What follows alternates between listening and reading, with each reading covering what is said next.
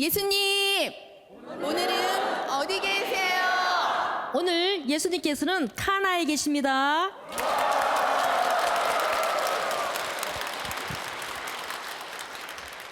참여 예수님, 안녕하세요. 오늘 우리는 예수님과 함께 카나에 가보도록 하겠습니다. 준비되셨나요? 그러면 출발을 해보도록 하겠습니다. 자, 그러면 성경에서 카나 지역이 어디인지 먼저 한번 보도록 하겠습니다. 자, 제가 지도를 이렇게 그린다고 했어요. 그쵸? 그래서 지난번에 제가 이스라엘에는 유다, 그리고 또 뭐가 있다고 그랬어요? 사마리아, 그리고 또 갈릴리아 지역이 이렇게 있는데, 오늘 카나는 갈릴리아 지방에 요쯤 있는 게 카나라고 할 수 있겠습니다. 아시겠어요? 자, 이 카나는 요한복음에서만 나오는 장소 중에 하나입니다.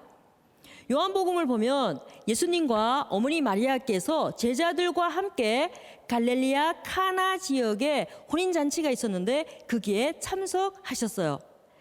이곳은 예수님께서 혼인잔치에서 물을 포도주로 변화시킨 기적을 행하신 곳으로 아주 유명한 곳 중에 하나입니다. 우리 모두도 알고 있어요. 그렇죠? 자, 그러나 요한복음에서는 이 카나의 지명에 대해서 자세하게 알려주고 있지 않습니다. 그래서 이제 고고학자들이 카나 지역이 여럿이 있어요. 그 중에 키르베 카나라고 하면서 그 지역을 요한복음의 지역과 동일시하고 있습니다. 왜냐하면 고고학자들이 거기서 이제 이렇게 발굴을 할 거 아니에요. 그렇죠? 발굴을 하니까 거기에서 예수님 당시에 사용하고 있던 톡이라든가 동전 등이 이렇게 나왔어요. 그리고 또 하나는 이 카나라는 그 이름이 뜻이 뭔가 하면 갈대라는 뜻이에요. 그런데 그 키르베 카나에는 갈대가 많은 지역이 있다, 이렇게 해서 이 지역을 동일시하고 있습니다. 그런데 카나 지역이 많다고 그랬잖아요. 그렇죠? 구약에서도 카나가 나오고 있습니다. 여호수아기 16장 8절에 보면 다시 타부에서 서쪽으로 카나천까지 가서 그 끝이 바다에 이른다, 이렇게 돼 있습니다. 그리고 17장 9절에서는 그 경계는 카나천으로 내려간다고 하면서 카나천에 대해서 얘기를 하고 있습니다. 그런데 이 카나천은 어딘가 하면 이스라엘의 12지파가 있어요. 이스라엘의 12지파가 있는데 그 중에 에프라임 지파와 므낫세 지파가 있는데 이 카나천은 그의 경계선에 이렇게 놓여 있는 겁니다. 그래서 이 카나천은 그리짐 산에서 야르콘 강으로 이렇게 흘렀다가 지중해로 빠집니다. 이 물이 지중해로 흘러가요. 그래서 이 카나천은 갈릴리아 지방에 있는 것이 아니라 사마리아 지방에 있는 것입니다. 그리고 또 여호수아기 19장 28절에 보면 아세르 지파라고 또 12지파 중에 한 지파가 나오고 있습니다. 아세르 지파의 영토 중에서도 이게 카나가 나오는데, 이곳은 어딘가 하면 우리 성경에서 많이 들었죠. 띠로와 시돈, 이런 얘기 들어봤죠. 그렇죠? 그쪽 지역에 이렇게 나오는 것 중에 하나입니다. 그래서 여기에서는 갈릴리아 지방이 아니라 지금의 레바논에 나오는 그 지역이라고 할 수 있겠습니다. 그런데 구약에서뿐만 아니라 신약에서도 이 카나에 대해서 알려주고 있어요. 그런데 신약에서는 이 갈릴리아 카나 지명이 신약 성경에는 4번만 나오고 있어요. 몇 번 나온다고요? 4번. 4번 나오는데 요한복음 2장 1절과 11절, 그리고 4장 16절, 그리고 21장 2절에 이 카나라는 지역이 나오고 있습니다. 특히 이 카나는 예수님의 첫 번째와 두 번째 표징과 관련되어 있는 곳이죠. 우리가 요한복음 2장 1절에서 이제 8절에 이렇게 보면 카나 혼인잔치가 있었는데 예수님께서는 어머니와 제자들과 함께 이 초대를 받으셨다는 것을 알 수 있습니다. 그래서 오늘 우리는 요한복음 2장 1절에서 8절, 1절에서 8절을 다 함께 읽어보도록 하겠습니다. 준비되셨나요? 네. 자, 시작. 사흘째 되는 날 갈릴레아 카나에서 혼인 잔치가 있었는데 예수님의 어머니도 거기에 계셨다. 예수님도 제자들과 함께 그 혼인 잔치에 초대를 받으셨다. 그런데 포도주가 떨어지자 예수님의 어머니가 예수님께 포도주가 없구나 하였다. 예수님께서 어머니에게 말씀하셨다. 여인이시여, 저에게 무엇을 바라십니까? 아직 저의 때가 오지 않았습니다. 그분의 어머니는 일꾼들에게 무엇이든지 그가 시키는 대로 하여라 하고 말하였다. 거기에는 유다인들의 정결례에 쓰는 돌로 된 물독 6개가 놓여 있었는데 모두 두세 동이들이었다. 예수님께서 일꾼들에게 물독에 물을 채워라 하고 말씀하셨다.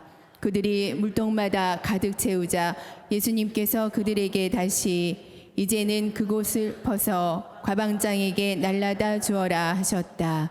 그들은 곧 그것을 날라갔다. 잘 읽으셨습니다. 그렇죠? 자, 오늘 여기 혼인잔치가 있는데 유다인에서는 혼인잔치를 7일 동안 계속 이렇게 하고 있습니다. 이때는 음식과 포도주를 즐기는 축제의 자리입니다. 그런데 이 혼인잔치에서 꼭 필요한 포도주가 떨어지는 엄청난 일이 지금 발생했습니다. 그래서 예수님의 어머니 마리아께서는 드러나지 않게 포도주가 떨어졌구나, 포도주가 떨어졌구나 이렇게 하면서 예수님께 말씀을 드립니다. 예수님께서는 거기에 유다인들이 정결례로 이렇게 쓰는 돌로 된 물독 6개에다가 물을 채워라 이렇게 말씀하십니다. 그래서 물이 다 채워지자 또 어떻게 얘기하면 그 물을 어때요? 퍼서 갖다 주어라 하죠. 그런데 그 물이 어떻게 됐어요? 포도주로 변화됐습니다. 그래서 이와 같이 포도주가 떨어져서 위기에 처해 있는 이 혼인잔치에 예수님께서는 놀라운 선물을 제공해 줌으로 인해서 잔치의 기쁨이 계속적으로 이어질 수 있게 하셨습니다. 여기에서 정결례에 쓰이는 물은 옛 계약을 상징하고 있습니다. 그리고 그 물이 포도주로 바뀐 것은 새로운 메시아의 시대에 풍요로운 선물을 가리킵니다. 이것이 바로 예수님의 첫 번째 표징이라고 할 수 있겠습니다. 요한복음서에서는 혼인잔치에서 일어난 이 표징에 대해서 이야기를 하면서 우리가 예수님의 이 표징이 우리에게 알려줌으로 인해서 우리가 무엇을 묵상해야 되는 건가를 초대해주고 있죠. 예수님의 표징은 단순히 권능을 보여주는 그런 차원이 아니라는 것입니다. 그럼 어떤 것인가? 요한복음에서 말하고 있는 이 표징은 예수님께서 하느님에게서 오셨다 이거입니다. 하느님에게서 오셨다 이거를 우리에게 알려주고 또는 예수님께서는 예수님에 대한 여러 가지 진실을 또 알려주는 것 중에 하나가 바로 이 부분입니다. 예수님께서는 위대한 권능을 보여주는 동시에 당신이 하늘, 곧 하느님과 영원히 함께하는 충만한 생명으로 들어가게 되리라는 것을 암시하고 있습니다. 물을 포도주로 변화시키는 카나의 표징에서 우리는 예수님의 권능을 볼 수 있습니다. 여기에서 기적을 눈에 보이는 것, 우리는 기적이 일어났다 이렇게 하면 어때요? 야 이렇게 하면서 눈에 보이는 것만 이렇게 생각할 수 있습니다. 그런데 요한복음에서는 뭔가 하면 눈에 보이는 그보다 그 위에 더 이상 높은 거기에 하느님의 뜻이 있다는 것을 우리가 조금 알아들었으면 좋겠다 이런 부분들이 여기에 나오고 있습니다. 그것이 어떤 건가 하면 예수님이야말로 지금 우리가 기대하고 있는 축복, 아니 그 이상의 축복을 가져다 주는 분이 누구이다? 예수님이시다. 이거를 조금 우리가 알아들었으면 좋겠다 이거이죠. 예수님께서는 위대한 메시아의 왕국을 실현하실 분이시다. 이거를 우리에게 알려주고 있습니다. 요한복음사가는 기적에 대해서 전체적으로 얘기를 하면서 눈에 보이는 거 아니라고 그랬어요. 그렇죠? 눈에 보이는 것이 아니라 더 위대한 선물을 우리에게 주시려고 하는 하나님의 마음을 조금 봐라. 이걸 우리에게 알려주고 있습니다. 그리고 예수님께서는 일시적인 권능을 사용하는 그 기적이 아니라 영원히 지속될 생명을 지니신 하나님의 아들로서 얼마나 위대하신가, 이거를 우리가 조금 알아들었으면 좋겠다, 이렇게 우리에게 알려주고 있습니다. 예수님께서 이제 혼인잔치를 마치시고 복음서에 보면 2장 12절에 예수님께서는 이제 가파르나움으로 내려가셨다, 이 표현이 있습니다. 이 표현에서 우리는 뭔가 하면 이 카나에서 가파르나움에 뭐가 있다? 길이 있구나, 이거를 또 우리가 알 수 있죠. 그리고 갈릴리아 카나 지역은 요한복음 4장 46절에서 54절에 또 이렇게 나오고 있습니다. 그러면서 요한복음 4장 46절에서는 예수님께서 물을 포도주로 만드신 적이 있는 갈릴리아 카나로 다시 가셨다. 거기에 왕실 갈리 한 사람이 있었는데 그의 아들이 가파르나움에서 알아 누워 있었다. 이제 이런 표현이 나와요. 그때 그가 뭔가 하면 이 왕실 갈리가 자신의 아들을 고쳐주십사 청합니다. 누구에게? 예수님께 자기 아들을 고쳐달라고 청하시죠. 그러자 예수님께서는 뭐라고 얘기를 한가 하면 가거라, 내 아들은 살 것이다, 이렇게 말씀을 하십니다. 이 말씀을 듣고 왕실 갈리가 가파르나움으로 내려가는 도중에 그의 아들이 살았다는 말을 듣게 됩니다. 이것이 예수님의 두 번째 표징입니다. 첫 번째 표징, 두 번째 표징 우리가 지금 봤어요. 그렇죠? 요한복음은요, 전반부를 이렇게 하면 2장에서 12장까지를 전반부라고 하는데 2장에서 12장까지를 뭐라고 하는가 하면 표징의 책, 무슨 책? 표징의 책이라고 하고 있습니다. 그래서 이 표징의 책에는 7가지 예수님께서 행하신 표징이 나오고 있습니다. 그 표징은 첫 번째는 뭔가 하면 카나에서 물을 포도주로 변화시킨 거, 우리 금방 봤어요. 그렇죠? 두 번째는 왕실 갈리의 아들을 살리심, 봤어요. 그렇죠? 그리고 5장에 나오는데 벳zat다 목가에서 병자를 고치심 있습니다. 그리고 6장에 보면 빵의 기적으로 5,000명을 먹이셨다. 그리고 바로 뒤에 또 6장에는 물 위를 걸으시는 그 예수님의 표징이 나오고 있습니다. 그리고 여섯 번째는 9장에 태생소경의 눈을 뜨게 하신 이 부분이 나오고 있어요. 그리고 마지막 7번째는 뭔가 하면 11장에 나오는 거, 라자로를 부활시키는 이야기가 있습니다. 이렇게 예수님의 표징이 7가지가 있다는 것을 전반부에서 알려주고 있죠. 요한복음서에서는요, 예수님의 그 놀라운 표징 이야기를 단순히 기적이라고 하지 않습니다. 뭐라고 하면 표징이라고 합니다. 뭐라고 한다고요? 표징. 자, 이게 표징인데 한국말은 표징이고 다른 나라 말로는 뭔가 하면 세메이온입니다. 한번 해볼까요? 자, 시작. 세메이온. 다시 시작. 세메이온. 이렇게 얘기해요. 한번 알아놓으면 좋죠, 그렇죠? 자, 세메이온이 무슨 뜻이라고요? 표징이라는 뜻입니다. 그래서 요한복음에서는요, 이 세메이온을 기적 이상의 뜻이 있다, 이거를 우리가 알아듣자 이거이죠. 그 이유는 뭔가 하면 예수님께서 행하신 그 일이 다른 어떤 큰 의미를 가지고 있음을 요한은 우리에게 알려주고 있습니다. 그러면서 구약에서도 보면 예언자들이 하나님의 신탁을 이렇게 받고 그걸 전할 때 행동을 이렇게 합니다. 그게 이제 상징적인 행동을 이렇게 표현하는데 그걸 갖다가 징표라고 합니다. 징표. 그런데 요한복음에서 이 표징을 갖다가 구약의 예언적인 그런 징표에 가깝다, 이렇게 또 우리에게 알려주고 있습니다.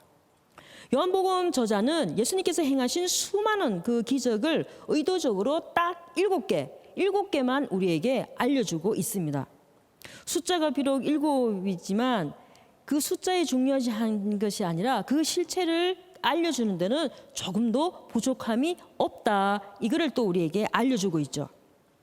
이 7가지의 표징은 카나의 표징과 물 위를 그리신 것 표징을 제외하고는 모두가 병의 치유, 굶주림의 모면, 그리고 죽음에서 부활처럼 생명과 연관이 되어 있습니다. 첫 번째 표징과 두 번째 표징은 모두 어느 지역? 갈릴레아 지역의 카나에서 일어났다. 우리가 기억하면 좋겠습니다. 그렇죠? 자, 그리고 난 뒤에 또 어디에서 나오는가 하면 요한복음 21장에 부활하신 예수님께서 티베리아스 호숫가에서 제자들에게 나타나셨습니다. 여기서 나오는 제자들은 시몬 베드로와 쌍둥이라고 하는 토마스, 그리고 갈릴리아 카나 출신의 나타나엘, 그리고 제베데의 아들들이다. 이렇게 표현되어 있죠. 그래서 여기에서 나타나엘의 고향이 어디라고요? 갈릴리아 지역의 카나다. 이렇게 하면서 카나에 대해서 또 우리에게 알려주고 있습니다. 오늘 예수님께서 혼인잔치에 가 계십니다. 그렇죠? 그러면 우리가 조금 알고 싶은 게, 성경에서는 결혼식을 어떻게 했는 건가 궁금하지 않나요? 궁금하죠. 그래서 제가 그 이야기를 조금 해드리겠습니다. 구약 성경에서도 보면 이 혼인 생활을 인간의 정상적인 삶이다 이렇게 보고 있습니다. 그리고 근동 지방에서는 약혼이나 결혼이나 이게 같은 효력을 가지고 있다 또 이렇게 보고 있습니다. 그리고 성경에서 약혼한 그 여성을 갖다가 아내라고 불러요. 아내. 그리고 또 하나가 뭔가 하면 이 약혼한 여성은 남편에게 최선의 신의를 지켜야 하는 게 또 의무입니다. 그리고 또 약혼한 남자도 뭐라고 부른다? 남편이라고 부릅니다. 여러분들도 결혼하셨죠? 약혼해 보셨나요? 좋아요. 그럼 여러분들이 지금 저의 얘기를 들으면서 내가 약혼했을 때는 이랬었지, 내가 결혼했을 때는 이랬었지, 그거를 한번 상상하면서 이 이야기를 들어보면 좋겠죠, 그렇죠? 자, 그러면 우리가 이제 결혼하기 전에 뭐부터 한다? 약혼을 한다. 그러면 약혼의 절차가 어떤 건지를 우리가 조금 보도록 하겠습니다. 약혼의 절차는요 2단계로 되어 있습니다. 몇 단계? 2단계로 되어 있습니다. 첫째는 배우자를 선택합니다. 배우자를 이렇게 선택하는데 창세기에 보면 하가르가 이스마엘의 아내를, 그리고 유다가 에르의 아내를 고르듯이 보통으로 뭔가 하면 남자의 부모가 그 아들의 아내를 선택합니다. 그런데 남자가 부모의 뜻을 어기고 여자를 고르는 경우는 매우 드물다고 합니다. 두 번째는 예물교환이에요. 예물교환인데 이게 성경에서는 약혼자와 약혼녀 사이, 그리고 남자 집과 여자 집이 계약을 맺어요. 이 계약을 맺는데 그 계약을 구두로 맺을 수도 있고 아니면 문서로도 맺을 수 있다 이거이죠. 자, 예물이 무엇이었을까요? 한번 생각해봐요. 예물이 무엇일까요? 먹는 거? 아니죠. 자, 여기서 예물은 보통 옷이나 보석이었습니다. 옷이나 보석이었고, 또는 어떤 건가 하면 노동력을 제공함으로 인해서 그 선물을 이렇게 예물을 준비하는 것도 있었어요. 그래서 왜 창세기에 보면 야곱 나오죠? 아시죠? 야곱이 첫눈에 반한 여인이 있었어요. 누구예요? 라헬. 기억나죠? 이 야곱이 첫눈에 반한 그 라헬을 얻기 위해서 그의 아버지 라반의 집에서 몇 년 동안 일했어요? 14년 동안. 14년 동안 일을 하면서 그 여인을 나의 아내로 맞이하려고 애를 썼습니다. 자, 그리고 또 모세 알죠? 그렇죠? 이 모세가 장인 이트로의 그 양떼를 치는 목자가 된 것도 이 약혼을 위한 선물이라고 할 수 있습니다. 그럼 약혼 기간은 몇 년이었을까요? 1년이었습니다. 몇 년이었다고요? 1년. 자, 그럼 1년이 후딱 지났어요. 자, 이제 약혼 기간이 끝났으니까 지금은 뭘 해야 돼요, 이제? 결혼식을 해야 되죠. 그렇죠? 그래서 결혼의 절차를 한번 보도록 하겠습니다. 첫 번째는 뭐냐면 결혼할 때 신랑과 신부가 예복을 입습니다.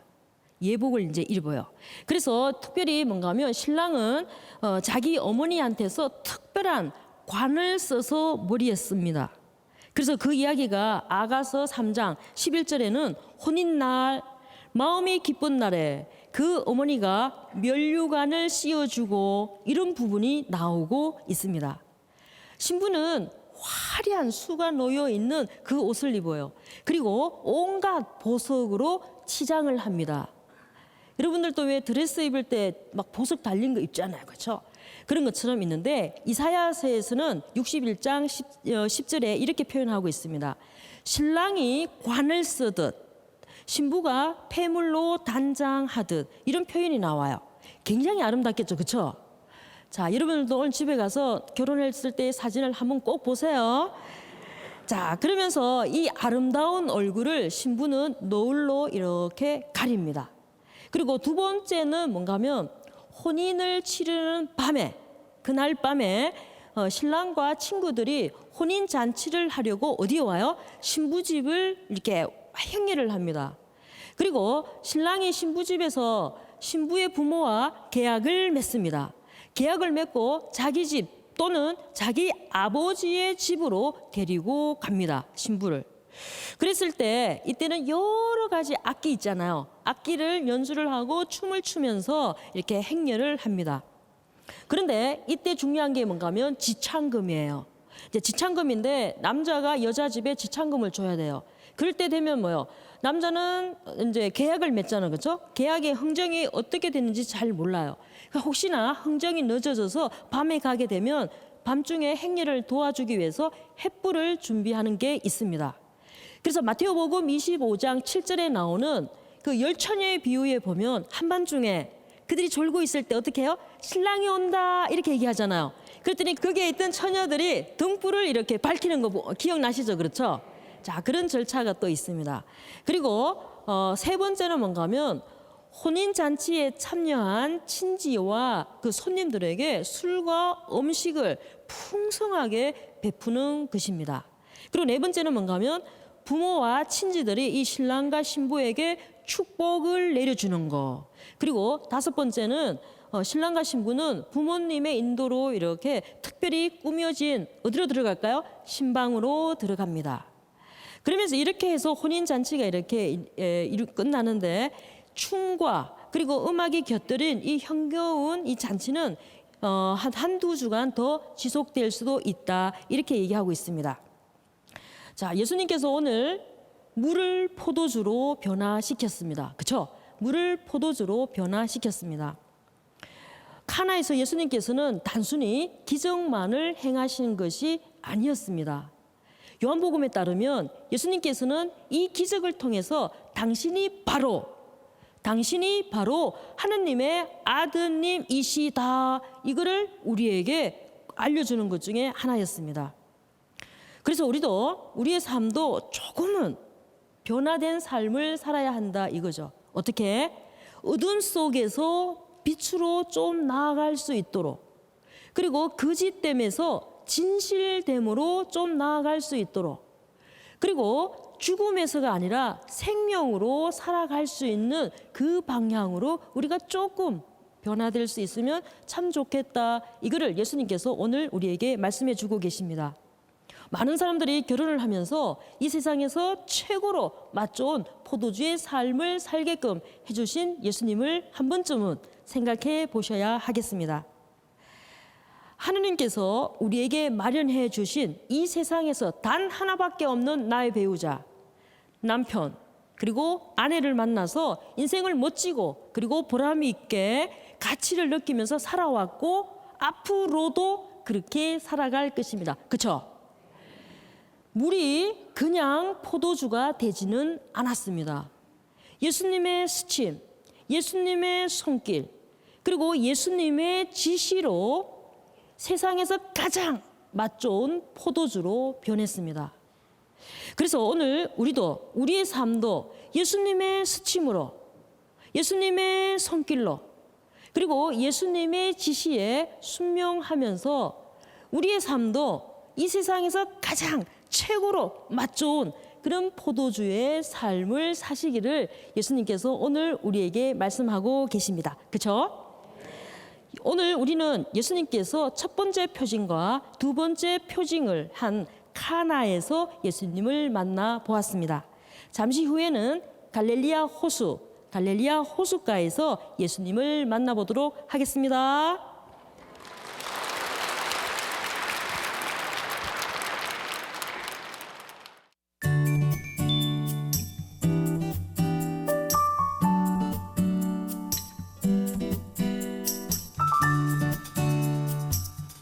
예수님, 어디 계세요?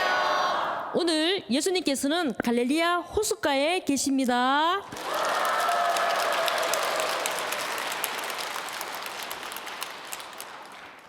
안녕하세요. 오늘 예수님께서는 아름다운 호숫가로 가십니다. 그 호수 이름이 뭔가 하면 갈릴레아 호수이죠.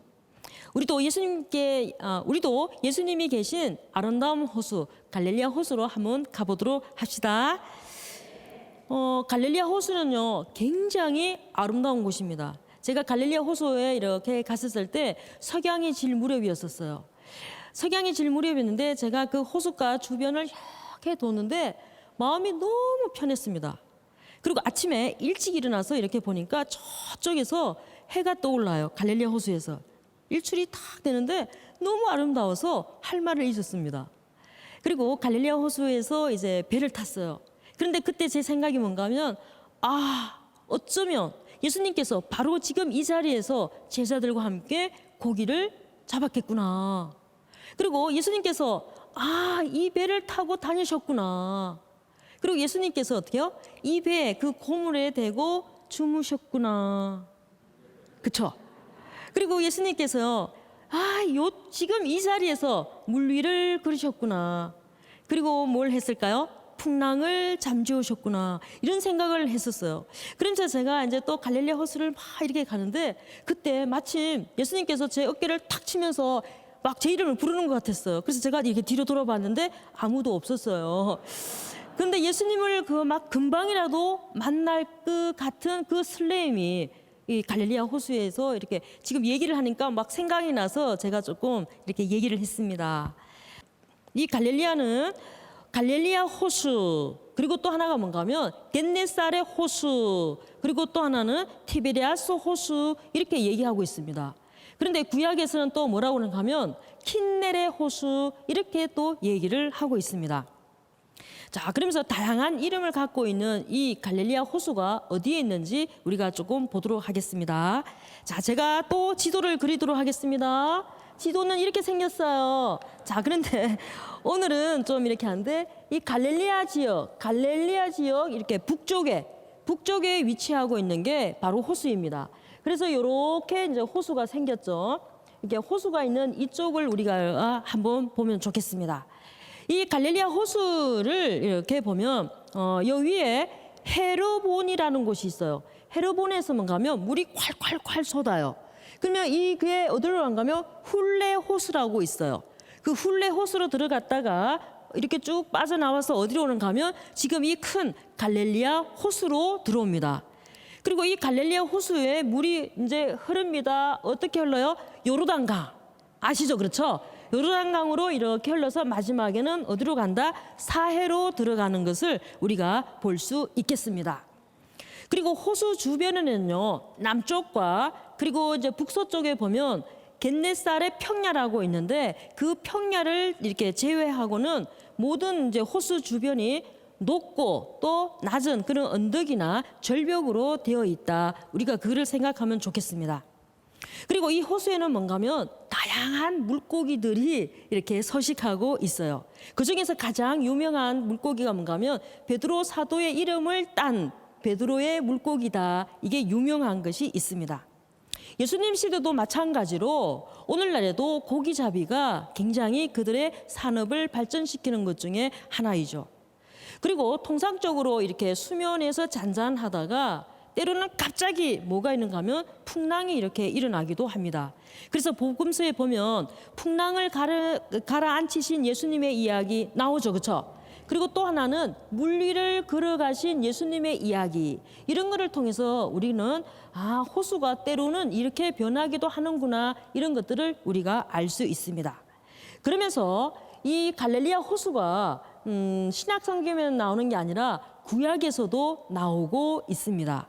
그래서 구약 성경에서 이렇게 보면 민수기나 여호수아기 이런 데서 보면 그는 동쪽 킨네레 바다까지 이르는이라고 하면서 킨네레 바다 혹은 킨네레 호수 이렇게 얘기하고 있습니다. 왜냐하면 이 명칭이 이스라엘 사람들이 즐겨하는 그 악기가 있는데 그 비파란 거 알죠?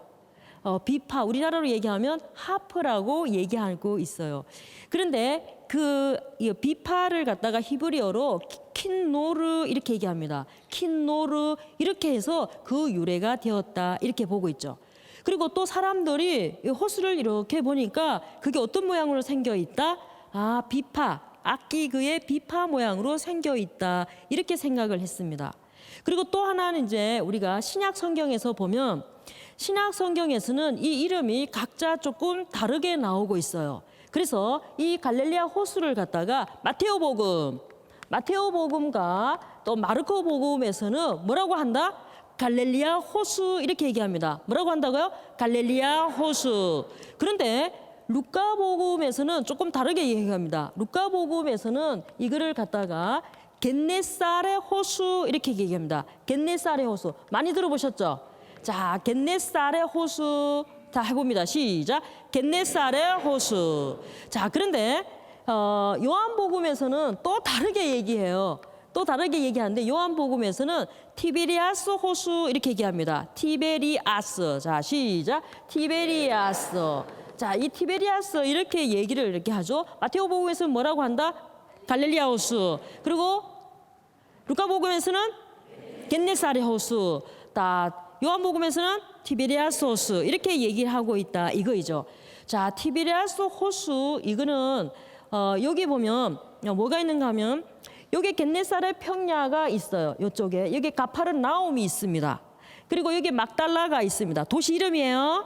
자, 그리고 또 하나 여기가 뭔가 하면 티베리아스라고 도시가 있는데 이 도시는 예수님께서 공생활을 하던 그때 로마 제국의 황제가 있는데 그 황제의 이름이 뭐예요? 티베리우스였어요. 그런데 헤로데 안티파스, 그때 영주였던 헤로데 안티파스가 로마 황제에게 잘 보이고 싶어서 도시를 만들어서 그 이름을 뭘로 했다? 티베리아스로 했어요. 그래서 거기에서 유래됐다는 것을 볼 수 있겠습니다. 자, 그러면서 여기에서 티베리우스 이 황제가 어떤 황제였는가 하면 여러분들이 본시오 빌라도 알죠? 성경에 보면 왜 예수님 죽이고 이럴 때 본시오 빌라도 나오잖아, 그렇죠? 이 본시오 빌라도를 이스라엘의 남부 지역, 그러니까 유다와 사마리아를 통치할 수 있도록 총독으로 임명했던 황제가 누구였다? 티베리우스다. 이걸 우리가 볼 수 있겠습니다. 자, 그런 것처럼 이 갈릴리아 호수가 이름이 뭐다? 티베리아스, 겟네사렛 호수, 그리고 킨네레 호수, 갈릴리아 호수 이렇게 이름이 4가지다. 이걸 알 수 있어요. 우리가 이렇게 공부를 하고 만약에 저하고 이제 성지순례에 가서 갈릴리아 호수 와서 이제 배도 타고 막 이렇게 했어요. 근데 어떤 자매님이 저한테 수녀님 이제 겟네사렛 호수 가요. 이러면 돼요, 안 돼요? 안 된다는 거예요. 그래서 우리가 성경을 볼 때 이거는 어디지? 이거를 정확하게 알면 성경이 우리에게 굉장한 큰 힘을 주고 있다는 것을 알 수 있겠습니다. 또 하나가 뭔가 하면 이 갈릴리아 호수를 바다라고 이렇게 표현도 하고 있습니다. 그래서 이 갈릴리아 호수를 바다라고 하는 것은 단지 호수가 바다처럼 크기 때문이다. 그것만은 아니다 이거이죠. 차로 한 바퀴 이렇게 호수 도는데 1시간 정도 걸립니다. 그리고 또 하나는 뭔가 하면 그렇다고 해서 수심이 그렇게 깊은 것도 아니에요. 갈릴리아 호수의 가장 깊은 수심은 뭔가 하면 44m 정도 돼요. 그런데 우리가 알고 있는 저 밑에 사해 있잖아요. 사해는 400m예요. 그러면 그에 비하면 굉장히 얕잖아요. 그렇죠? 그럼에도 불구하고 이 갈릴리아 호수를 바다라고 한 까닭은 히브리어에서 이 바다와 호수를 같은 단어를 쓰기 때문이다. 우리가 그걸 알고 있으면 좋겠죠. 자, 그리고 이곳의 토양은 굉장히 비옥합니다. 그래서 온갖 종류의 식물이 자라나고 또 많은 사람들은 온갖 종류의 그 농작물을 재배하고 있습니다. 기후는 열대성 기후입니다. 그래서 아주 따뜻한 기후이죠. 이 따뜻한 기후와 주변 계곡에 천연 자원인 물이 있기 때문에 여기에서는 뭔가 하면 농작물이 잘 되고 있어요. 그 농작물이 뭔가 하면 밀, 보리, 무화과, 포도 그리고 온갖 야채가 여기서 생산됩니다. 왜라고 그랬어요? 왜일까요? 물이 있기 때문이다. 아시겠죠? 갈릴리아 호수 물. 자, 그러면서 이 북쪽에는 또 뭐가 있는가 하면 겟네살의 평야가 있다고 그랬어요. 그렇죠? 겟네살의 평야도 뭔가 하면 물이 많기 때문에 포도, 무화과, 올리버, 그리고 호두 이런 갖가지 종류의 야생화를 수확할 수 있습니다. 이러한 지형 때문에 이 호숫가 주변에는 굉장히 많은 사람들이 모여 살고 있었다. 이걸 알 수 있어요. 그러면서 여기에서는 여러 산업이 발전돼 있다. 이걸 알 수 있죠.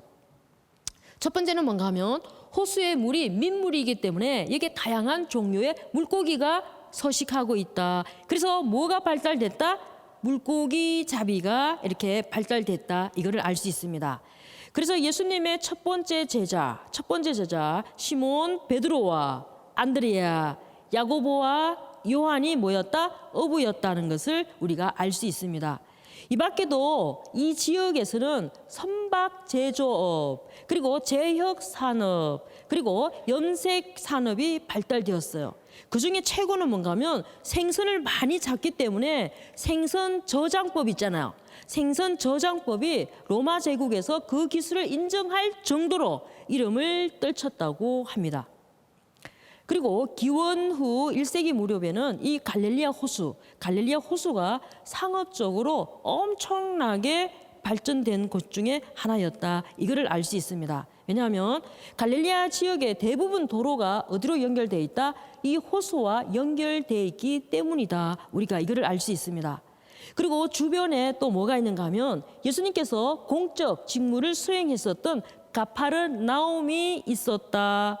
그리고 또 하나는 베드로와 안드레아 그리고 필립보의 고향인 베사이다가 그 근처에 있었다. 우리가 그거를 알 수 있습니다. 그리고 아까 제가 말씀드린 것처럼 헤로데 안티파스가 세운 그 갈릴리아 지방의 수도 티비리아스가 있었고 그 밖에도 큰 도시 가다라나 막달라가 있었기 때문에 이 도시가 어떻게요? 상업적으로 발전할 수 있었다. 이거를 우리가 볼 수 있겠습니다. 복음서에서는 이 갈릴리아 호숫가에서 일어난 일들을 아주 상세하게 우리에게 알려주고 있습니다. 루카복음에 보면 예수님께서는 시몬 베드로와 그의 동생 안드레아 그리고 제베데의 아들 야고보와 그의 동생 요한이 갈릴리아 호수에서 고기를 잡고 있을 때 거기에서 그들을 첫 번째 제자로 부르셨다. 그리고 엄청난 고기를 잡을 수 있도록 기적을 베푸셨다. 이거를 우리에게 알려주고 있습니다. 그리고 또 갈릴리아 호숫가에서 많은 병자들을 고치셨고 또 악령 들린 사람들을 고쳐주셨다. 이 내용을 우리에게 알려주고 있습니다. 또 우리가 잘 알고 있는 거, 빵 5개로 5,000명을 먹이신 기적을 거기에서 하셨다. 이걸 또 알려주고 있습니다. 또 갈릴리아 호숫가에서 일어났던 그 풍랑을 잠재우는 그런 것도 예수님께서 하셨다는 것을 우리에게 알려주고 있죠. 예수님께서 풍랑을 가라앉히신 그 이야기는 예수님은 어떻게 해요? 자연을 다스릴 만큼 큰 권능을 가지고 계셨다. 이거를 알려줘요. 그것뿐만 아니라 우리의 삶에서도 예상치 못했던 풍랑이 일어나잖아요.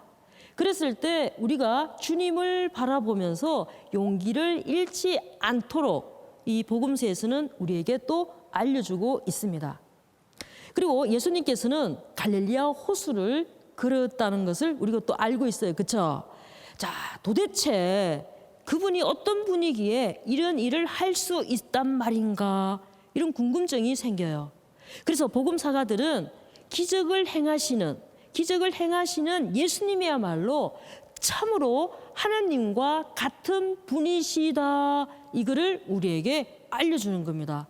그래서 우리가 성경을 그냥 보는 게 아니라 이런 일을 행하시는 이분은 누구와 같다? 하나님과 같은 분이시다. 이거를 우리가 알게 되기를 바라는 거죠. 자, 여기서 우리는 요한복음에서 물리를 걸으신 예수님, 그러니까 5번째 표징을 조금 보도록 하겠습니다. 우리가 성경에 보면 이제 큰 풍랑이 이렇게 있는 것을 볼 수 있어요. 제자들이 탄 배가 갑자기 심한 돌풍을 만나게 돼서 또 앞으로 나아가지도 못하고 제자리에서만 이렇게 맴돌고 있는 그런 상황을 볼 수 있겠습니다. 금세 도착할 수 있는 그 거리인데 말입니다. 왜냐하면 베사이다에서 가파르나움의 그 백길로는 6km 정도이기 때문에 그렇게 멀지 않다. 우리가 이거를 볼 수 있습니다. 목적지를 지척에 두고 앞으로 나아갈 수 없을 만큼 풍랑이 일었습니다. 시간이 흐르면서 제자들은 시간이 흐르면서 제자들은 지칠 대로 지쳤고 또 바람이 멈추지 않으니까 이제 두려움에 쌓이게 되었습니다.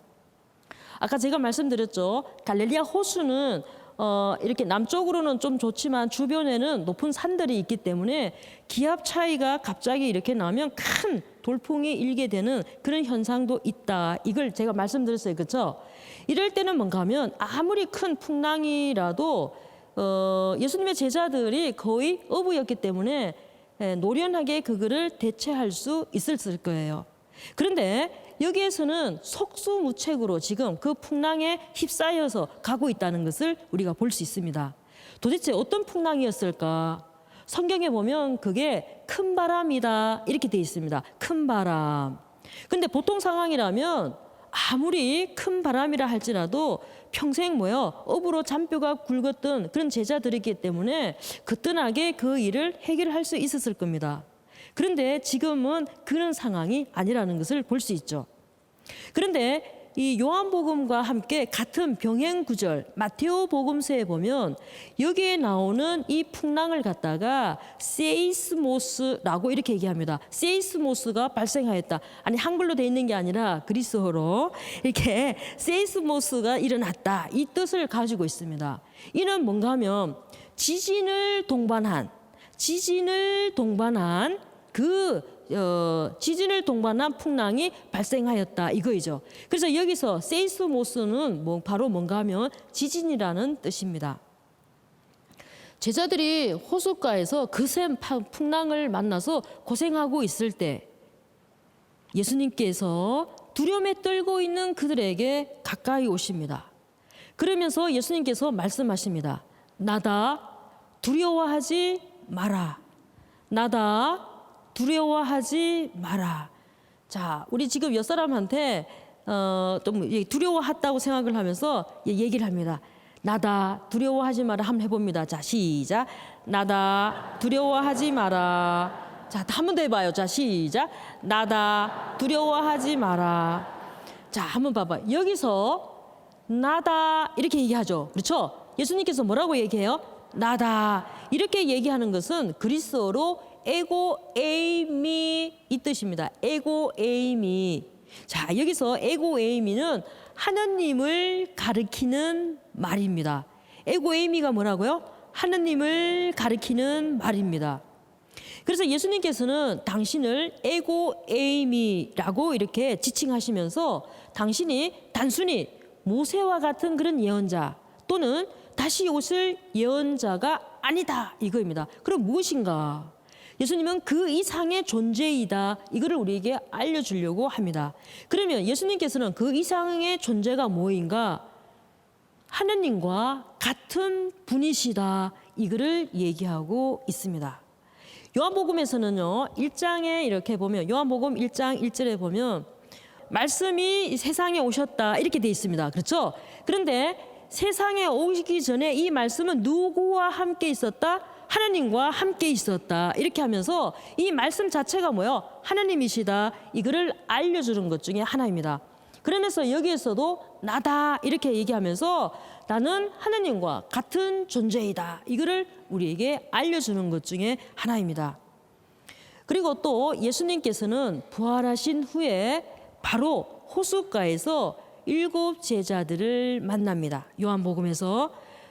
자, 우리는 갈릴리아 호수를 이렇게 보면서 예수님이 그냥 이렇게 가만히 있었던 것이 아니라 호수에서 공적 직무를 수행하시면서 이 배를 타고 자주 어떻게 해요? 왔다 갔다 하셨다는 것을 우리는 잘 알 수 있겠습니다. 오늘 우리는 예수님의 주 활동 무대인 갈릴리아 호수 주변을 가보았습니다.